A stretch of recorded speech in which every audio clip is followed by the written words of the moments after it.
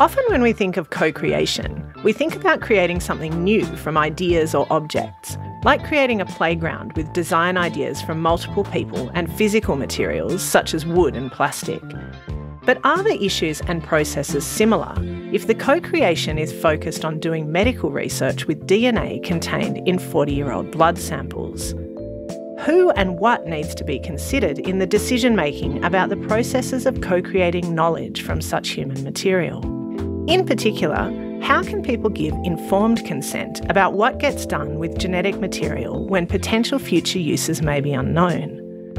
These are some of the questions we're going to explore in this episode of Collaboratory Conversations with our guest, Azure Hermes, who works with the National Centre for Indigenous Genomics, or NCIG for short, in Canberra, Australia.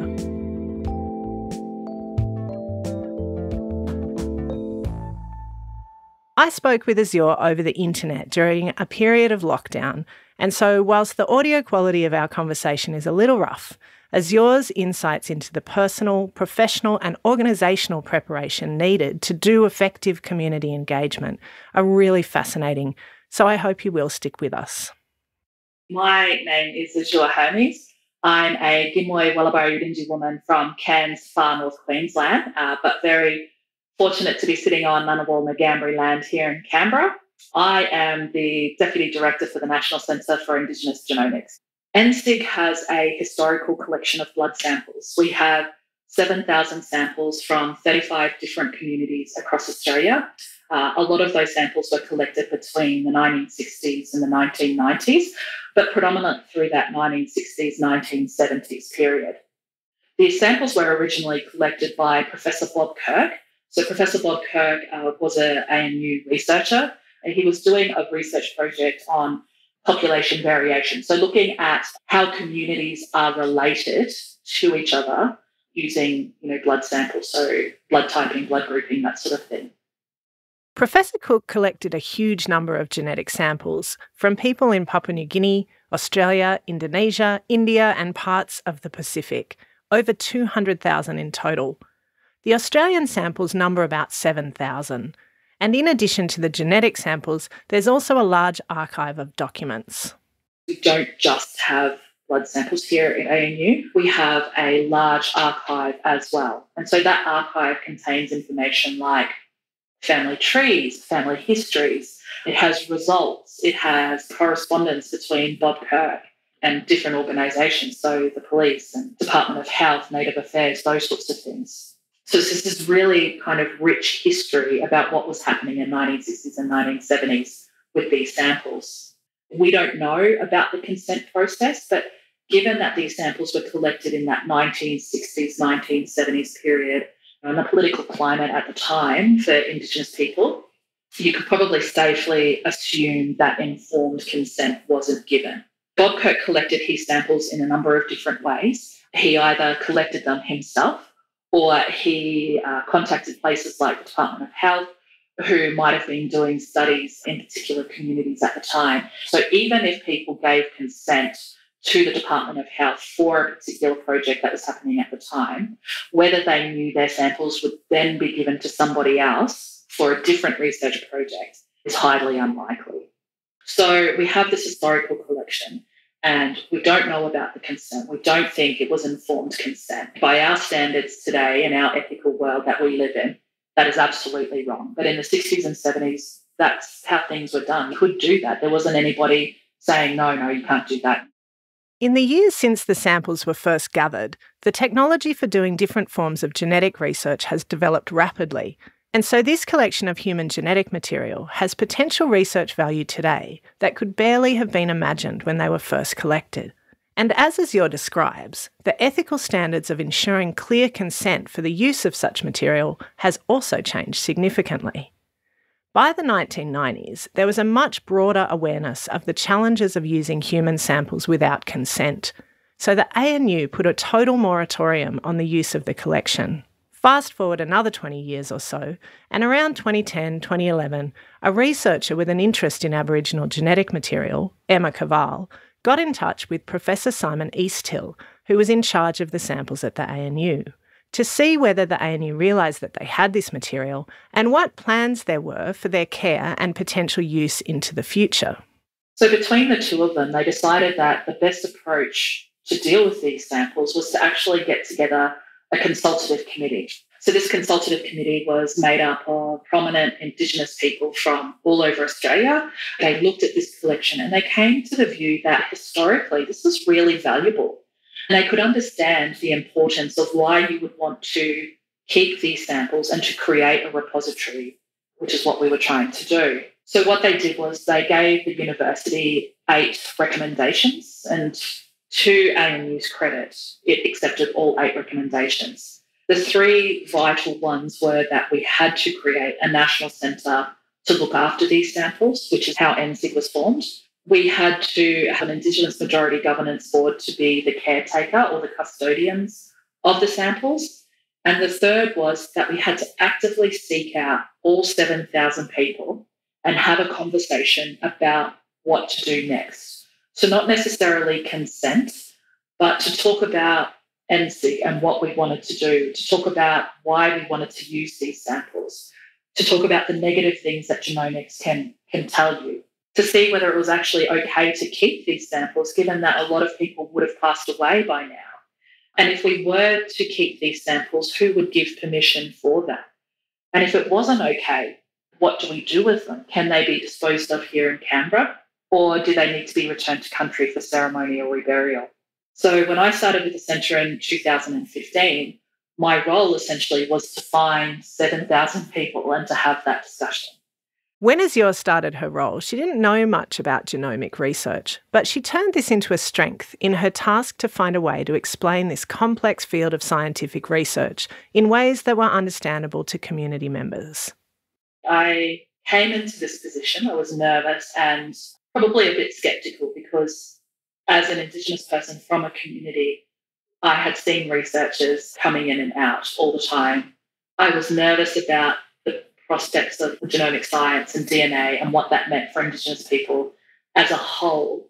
So when I arrived at NCIG, I came with 2 A4 size pages of questions that I wanted to ask and understand and get more knowledge around. She presented these pages of questions to NCIG Director Simon Easthill, and together they set about trying to find shared ways to talk about and understand genomic research. I think that was difficult for Simon as well. I mean, as a scientist having to communicate really complicated scientific terms and jargon to me in plain English. He and I really struggled when we were working through that.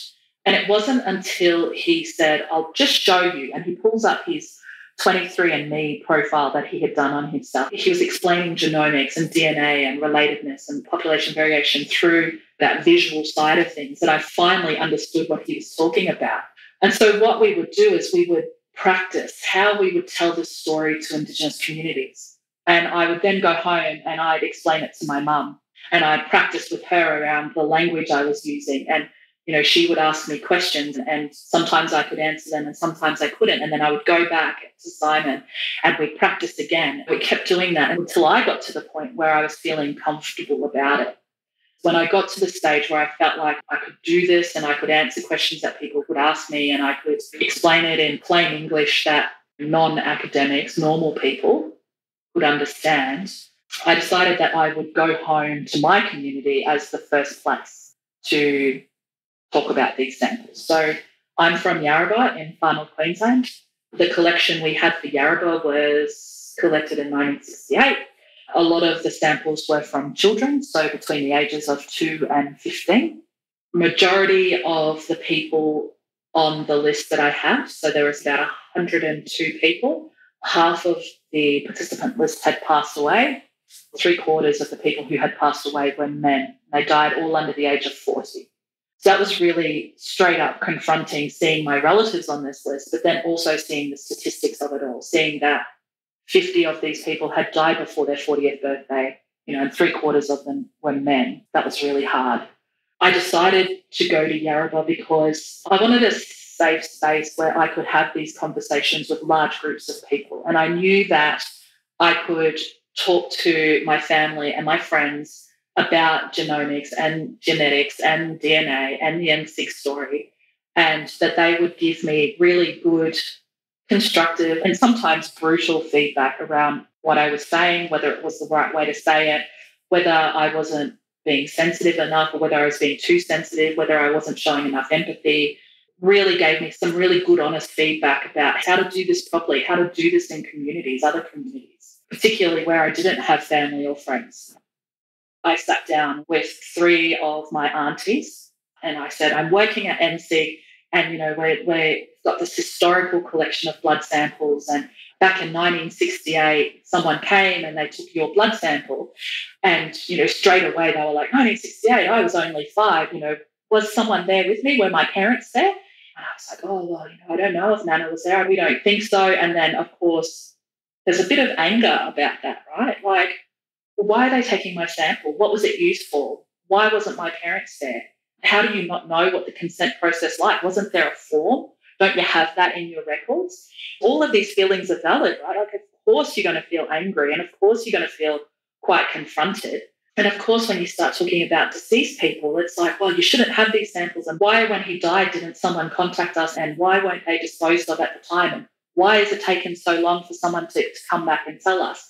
And, is this something you should be doing, right? Like, you're our niece. And it was really like, oh, my God, like, this is really full on. But it was all valid. And I really appreciated that they felt comfortable enough to have that conversation with me, to make sure that you really think about what it is you're doing and whether this is the right thing to be doing.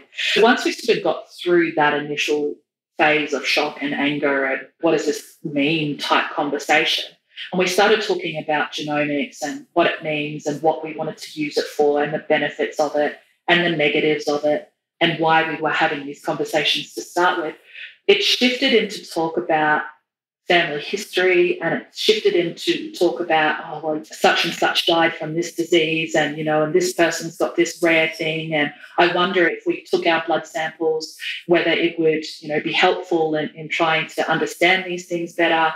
That switch of being angry suddenly turned into, oh, I get this. I understand why this is helpful. I understand why this is beneficial. And I understand why you want to do this. I remember my auntie saying to me that she kind of felt really privileged to be in a position where she could make a decision about her sample. She said, my daughter died from epilepsy, unknown epilepsy. Or she said she gave permission for her sample because she doesn't want people to go through the same thing that she did with losing a child. And research takes 30 to 40 years, and you may not see any benefit in this at all, but she didn't care. She said if there is a chance that someone will have a better understanding about a particular disease or a better understanding about medication, it was something she was willing to do. I realised that if I'm going to do this, and I'm going to do this well, and if I'm going to make sure I'm representing Indigenous people, that I needed to treat every single person as if that's my family sitting in a collection, and to make sure that their voices were heard, that their wishes were respected, and that their stories were told, because it's not 3 mils of blood sitting in a freezer. It is for researchers who are looking at these samples. But for me and for communities, there's a real person and a real face behind those samples. And you have to think about that when you're doing this research. As Azure was figuring out the process of doing the community engagement mandated by the Indigenous Consultative Committee, NCIG as an organisation, led by then Director Simon Easthill, was having to build out a suitable governance system.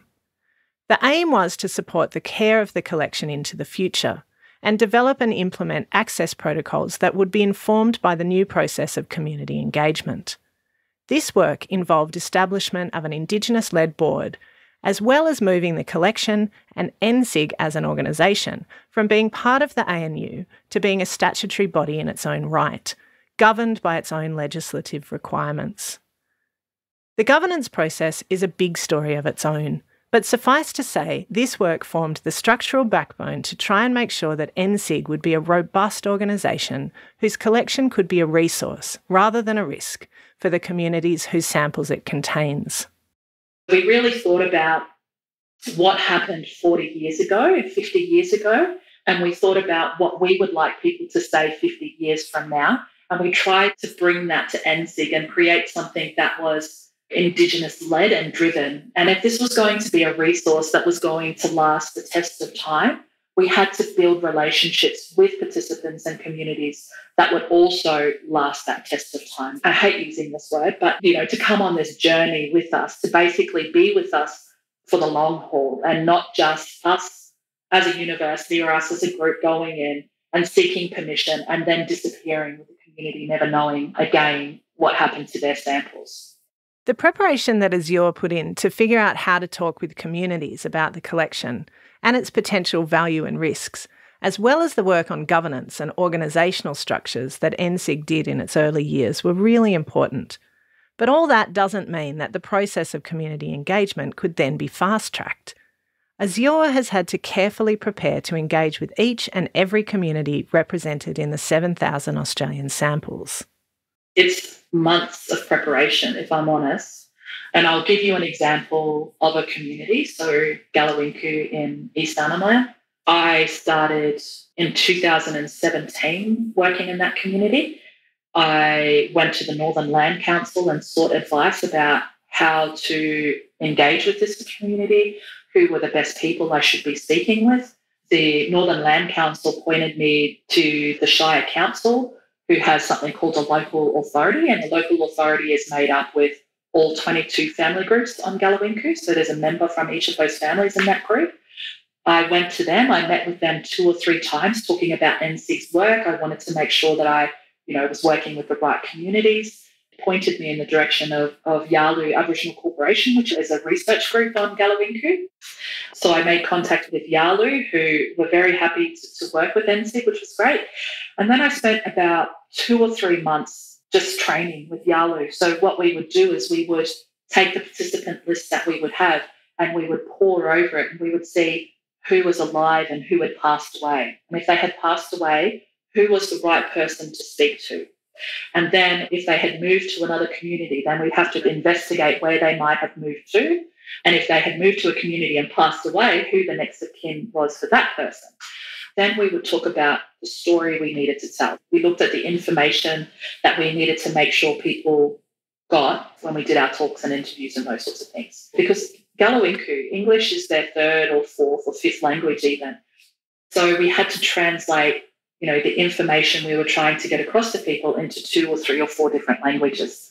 And so we really wanted to make sure that my research partner and the people that I was working with was able to translate that story, to look at different words if there wasn't a younger word for a scientific word that we had. So we had to really think about the language we use. Is it translatable? Did we need to change things around to make it easier to understand?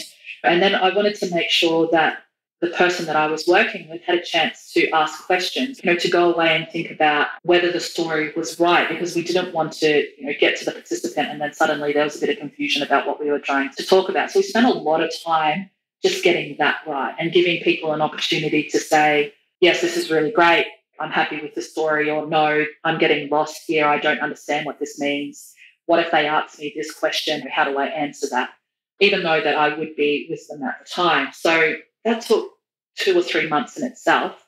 I didn't collect my first consent until November 2018. So we did multiple visits with families. And what I'm really proud about and what I love about our community consultation is that there is no time frame. It takes as long as it takes.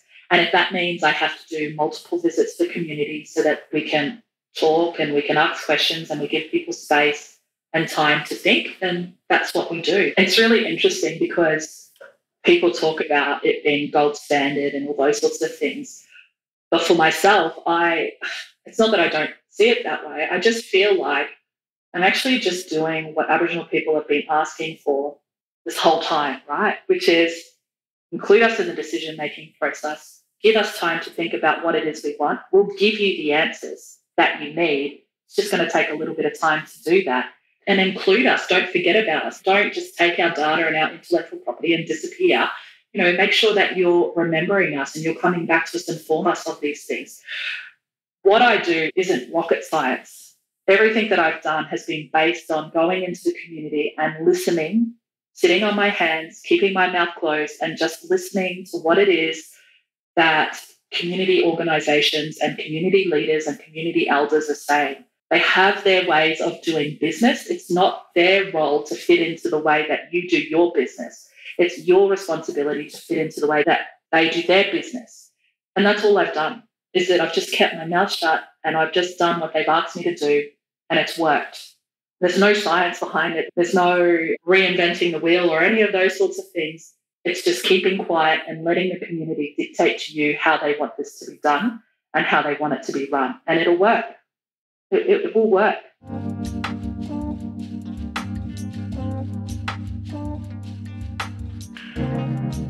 Many of us would agree that this long, organic process of community engagement is ideal, but it's rare that the resources are in place to make it happen.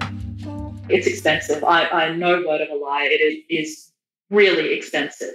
When we think about our finances at NCIG, we put a large amount of money into community outreach because we know that it's going to take a lot of time. We know that, sometimes you're going to go to community and it's going to be shut down for whatever reason. We know that some people will need a lot of time to think about what it is that they want to do. And you take all of that into account. And of course, there's no magical pot of money that never runs out. We are very conscious of the fact that this does take a lot of time and effort and energy and money. And I suppose what I would say is that when you're looking at doing research projects in community like this, that you need to take into account outreach. And it's not just money to get you to the community and to pay for your flights and those sorts of things, but it's actually resourcing organisations that are helping you do this piece of work. I know that there's lots of talk in community organisations that I work with who feel really upset with researchers sometimes because researchers may come to community and expect organisations to provide a lot of in-kind services to help them do this particular research. But you're talking about organisations who are running off the smell of an oily rag. And so to provide in-kind services is a lot to ask of somebody. So you need to be able to properly supply funding to organisations who are helping you, pay the correct amount of money to your research partners that are working with you. Expect to pay for the use of people's cars and for stationery and all those sorts of things. So it's not just about travel, it's also about providing money to communities to help you do this thing. When you're writing a grant, you really need to take into account all of those sorts of things. But I also think funding bodies really need to start thinking about the fact that if you're wanting good ethical research in Indigenous communities, you're going to have to start providing good resources and good money to be able to do that. In addition to the time needed to prepare to enter communities and to build relationships, what has Azure found to be useful to support meaningful collaboration between researchers and Indigenous communities? Look, I probably refer back again to taking advice from the organisations that you're working with. From NCIG's perspective, we do spend a lot of time in training and making sure that the story that we tell is right and that it's translatable and that our research partners are feeling comfortable in that. We try and develop different tools. For instance, we have an animation that we like to show people that has a really great way of explaining historical samples and what we want to do with them and why we're in the community. We have some handouts that we like to give people. So I think in terms of translating the work that we do, take your cues from the community. They'll tell you where you're not doing well. So if the animation isn't working and, they want more photos or visuals or things like that, then that's what we do. We go back to the lab, we take photos, we take pictures of what DNA looks like so that we can show people. We talk about the process of what it means to take DNA from a blood sample. So we take pictures back showing the steps of what that looks like. We take pictures of what the data looks like because people are like, well, what's data? What do you mean data? What's it look like? How do you use that? We try and take a lot of visual aids back to community in that sense. In terms of translating back to researchers, that's fairly easy. I think the problem is getting people to actually listen to what it is you're saying, and it's not lip service. What's frustrating is when you say, this is what the community have told me, and they say, oh, that's really great, and then they do the opposite because it actually doesn't fit into what it is that they're trying to do. Azure's reflections on the two-way translation that's needed between community members and scientists points to the potential challenges in ensuring people adhere to the rigorous ethical processes that NCIG has put in place. How have they done this in practice? I think it's time, if you're working with a group of people who have been doing research in certain ways for a really long time.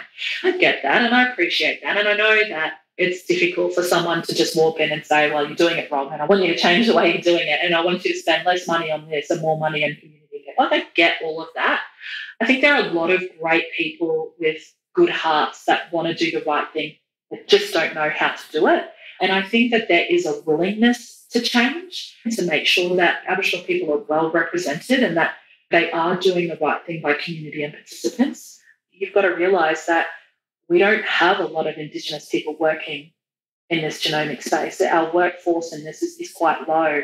But I think as we start to get more people moving into this space, once you start collaborating with like-minded people and the word starts to spread, I think, we will get to a point where we're getting really great community engagement out of all different work that people are doing, that we're getting much better informed consent and that researchers are much better at communicating their findings and playing English back to communities and building relationships rather than it being transactional, right? Like, I'm going to take your sample and this is what's going to happen and I'm going to give you this in return, rather building that more trusting relationship that lasts a long time. So maybe the training needs to be two-way. Maybe it's not just about me going to community and training people about my story, but rather community coming in and training us about theirs and how business is done. One of the big challenges of working with the NCIG collection is that there was no documented free, prior and informed consent for gathering or use of the samples by the people they were taken from. And as discussed earlier, the concept of free, prior and informed consent is now a basic pillar of ethical research and indeed ethical collaboration. So cleaning up the relational and ethical mess caused by a lack of prior consent is a big aspect of the community engagement work that Azure has led, and a task that requires time and honesty. My role as community engagement coordinator is really going into community and being honest to begin with, right? I don't hide behind the fact that these samples were taken without consent. I'm honest about that from the start. I let people know that these samples sit in Canberra. I let them know that it is highly likely that they did not, or their loved one did not, or their parents did not provide consent for these samples. I give people the chance to work through what that actually means and how they feel about that. When we talk about consent, we make sure that we have an interpreter with us so that this story is being told in their language. We talk about why you have a repository, why you do research on DNA, blood samples and saliva samples, what this could bring, what does research mean, how long it takes, would there be a benefit at the end, what that benefit might look like. We also talk about the bad stuff, right? And that bad stuff might include things like having someone you've thought was your father your whole life is not your father. And for Aboriginal people who take their bloodline from their father, that's problematic, right? Because suddenly you're thinking you're Gimli Wallaby Yidinji when in actual fact you're something completely different. And so that's something that people need to think about. We also live in a day and age where we have politicians and popular media personality who are always trying to define indigeneity. Is working with, Aboriginal samples, will that contribute to that discussion? Are we going to end up in a system where we're, looking at percentages? No, you're only 20% Indigenous, you're no longer Indigenous, we're going to put you in this field. People think about that, and that's a real possibility. These are negative things that people have to think about when making a decision to be a part of a repository, because their decision doesn't just affect themselves, it affects their family, it'll affect their community, and potentially it'll affect, future generations that are coming through. And so when we talk about free, prior and informed consent, it's really making sure that people consider all of those things, that they weigh up the negative to the good.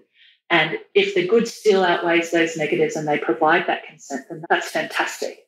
Just because you give consent at that particular time, it doesn't mean that you're giving consent for all research. NCIG is trying to put in place that you're giving consent to come into our repository. But if we have particular research projects, we still want you to think about whether that's the type of research project you want to be a part of. As an example, if somebody comes in and says, I want to do a study on kidney disease and I want to use samples from these 6 communities, we give participants the space to be able to say, yes, I want my samples to be included in this research project. Or if somebody comes in and says, I want to do a research project on why Aboriginal people have brown hair and brown eyes and not blonde hair and blue eyes, it gives people the chance to say, no, this has no benefit to me at all. This is actually a crappy piece of research. I don't want to be a part of it. No, you cannot use my sample. So it's giving that decision-making power back to the communities. So free prior informed consent doesn't mean you give consent and then you give consent for everything. Azure is describing what is called iterative consent, where consent is gained at multiple times during a process for each new step or use. This is of particular importance when the exact or potential use of material is not known, like when samples might be used for different kinds of research or when technology might develop and open up new possibilities. Iterative consent is a really important principle, and to implement it, NCIG has thought about creating an app where participants can be asked to give consent for new uses or research projects. But finding realistic ways to implement iterative consent comes with numerous challenges. There's how do you go back to community or participants to ask them that question, for starters?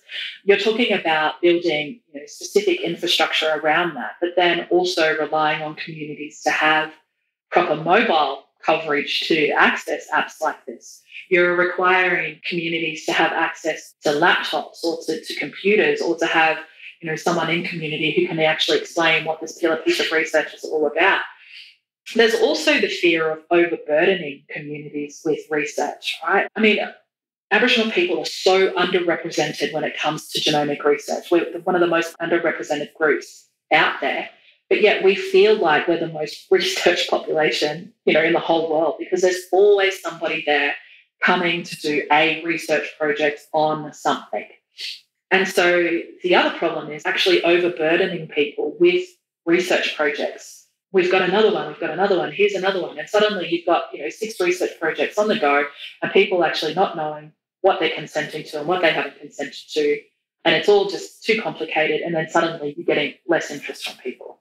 It is something that we have to work through. And some of those workarounds might be that when you do consent, you actually have a discussion around different types of research projects at that particular point. So you say to people, what are you interested in? This is the type of things that we regularly get questions about. So we regularly get asked about diabetes research. We get lots of questions about cardiovascular, end-stage kidney disease. I mean, are these things that you're interested in? And is this something you want to provide consent to now? Are there things you're not interested in? That might include population variation pieces, for instance. So looking at relatedness between Aboriginal people and other countries. Is that something that you as a person want to explore, or is that something that you want your sample to be excluded from completely?